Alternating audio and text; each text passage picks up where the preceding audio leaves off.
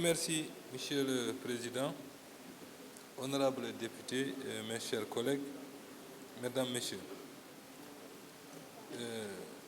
Voilà, décidément, je crois que c'est un exercice qui commence maintenant à rentrer dans les mœurs.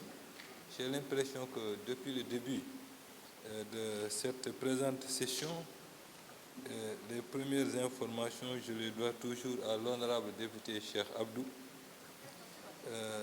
J'ai l'impression qu'objectivement, il a quelques difficultés avec les chiffres, pour ne pas dire qu'il est fâché avec les chiffres.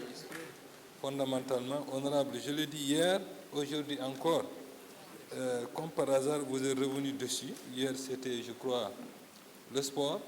Aujourd'hui, c'est la santé, où vous avez justement donc parlé de 540 milliards entre 2012 et 2020. Voilà, je rappelle que le montant dépensé entre 2012 et 2020, il est de 2,5 fois supérieur à ce montant que vous avez évoqué.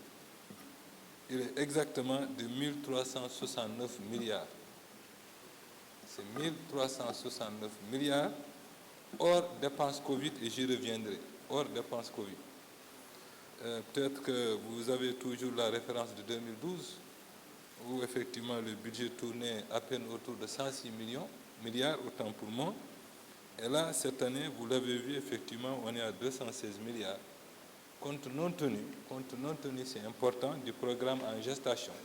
Nous n'avons pas voulu mettre les chiffres de cette année dans le budget en attendant que le président valide le plan qui lui sera proposé, c'est-à-dire ce plan décennal, quinquennal, autant pour moi, de mise à niveau des plateaux techniques des structures de santé. Globalement, c'est 500 milliards en 5 ans, donc l'on peut supposer effectivement qu'en moyenne, on devra tourner autour de 100 milliards.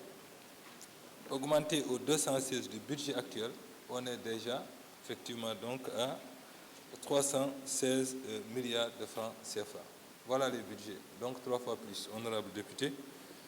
Et les dépenses qui ont été exécutées dans le cadre de ce budget, je crois que, compte tenu du temps, je ne vais pas revenir là-dessus. Mon collègue de la santé est revenu largement là-dessus. Simplement, peut-être ce seraient des éléments de comparaison, mais on lui donnera le document pour effectivement davantage motiver les éléments de réponse qu'il devra vous envoyer. Concernant toujours la santé, je rappelle, comme je l'ai dit, le budget de l'année dernière, voilà, il était à près de 191 milliards, parce que c'est 191,8, plus justement les 25 milliards de cette année en augmentation, c'est-à-dire les 13%, exactement 24 milliards 8, je pense, monsieur le directeur général du budget. Donc c'est ce qui fait effectivement donc le budget de l'année dernière. C'est-à-dire en début d'année, on était à 191 milliards 8, augmenté bien sûr les dépenses de santé dans le cadre de la Covid. Et ces dépenses étaient prévues donc aux alentours bien sûr de 64 milliards 400, c'est le pilier 1 du plan de résilience économique et sociale. En définitive, les dépenses qui ont été exécutées sont supérieures à 93 milliards 400 millions. Voilà. Donc c'est ce budget, c'est ce qui a permis d'être là, honorable député.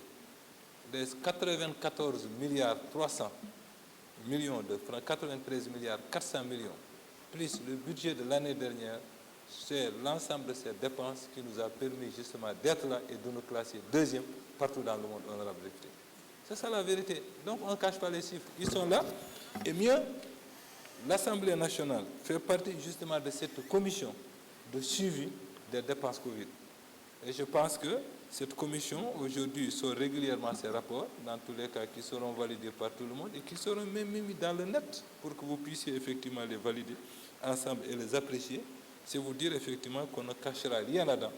Pour ce qui concerne la santé, c'est chaque semaine, mon collègue pourra le confirmer, je fais un compte rendu en Conseil des ministres, mieux, le comité de suivi justement des dépenses Covid a ce document-là, effectivement, pour savoir réellement, au franc près, quelles sont les dépenses qui ont été exécutées et où, effectivement, elles ont été allouées. Juste une dernière question, Monsieur le Président, c'est sur une question de l'honorable député Abdoulaziz Diop, qui demande si le Sénégal pourra résister à une deuxième vague. On ne le souhaite pas, c'est vrai, mais je pense qu'honorable Bon, en vérité, oui. Parce qu'objectivement, ce qui s'est passé dans cette première vague, si on peut le dire ainsi, c'est que le Sénégal a perdu des recettes fiscales de l'ordre, effectivement, de 327 milliards. Quand on a fait un peu le diagnostic de la situation, on a fini de faire les computations, l'on s'est retrouvé à peu près entre une perte d'activité entre 10 et 15% pour l'essentiel donc des structures qui sont dans les secteurs pourvoyeurs de recettes fiscales. Donc on a arrêté cette moyenne à 12,5%. Et nous l'avons justement fiché sur les recettes donc, de la loi de finances initiale 2020. Effectivement, c'est ce qui a connu une réduction de l'ordre de 327 milliards. C'est ce qui est justement dans le cadre de l'ordonnance qui a été effectivement donc signée par le président de la République et qui sera nécessairement soumise à votre sanction. C'est ce qu'on utilise aujourd'hui dans le cadre de nos dépenses et qu'on appelle la loi de finances rectificative. Et sur cela, effectivement, pour le moment, en tout cas, je peux vous confirmer, honorable député, que nous sommes encore confortables dans le cadre de la mobilisation de nos recettes et nous pensons, Inch'Allah, que d'ici la fin de l'année, effectivement, on ne sera pas à défaut. Donc, conséquence immédiate, toute chose égale par ailleurs, c'est encore une perte de recettes de cet ordre-là, c'est clair.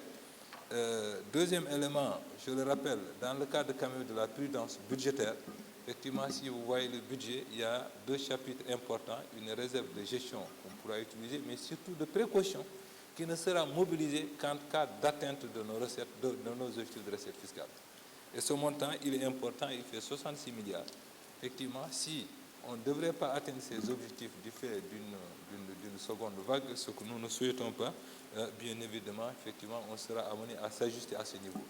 L'autre élément d'ajustement, si vous voyez aussi dans les dépenses, au niveau surtout des prêts, donc programmes, effectivement, j'allais même dire oui, c'est des prêts projets plutôt, il y a eu une augmentation importante dans le cadre aujourd'hui quand même de notre besoin d'investissement pour justement nous retrouver dans une croissance importante. Et s'il y a lieu, effectivement, naturellement, c'est à ce niveau aussi qu'on travaillera dans l'ajustement. Parce qu'il faut le connaître, honorable député, que depuis quand même 2 années, au moins, nous avons eu presque à rendre nos dépenses de personnel incompressibles. On a tiré le maximum qu'on a pu faire. Au niveau des dépenses du service de la dette, nécessairement, c'est une dépense non compressible, on va la payer.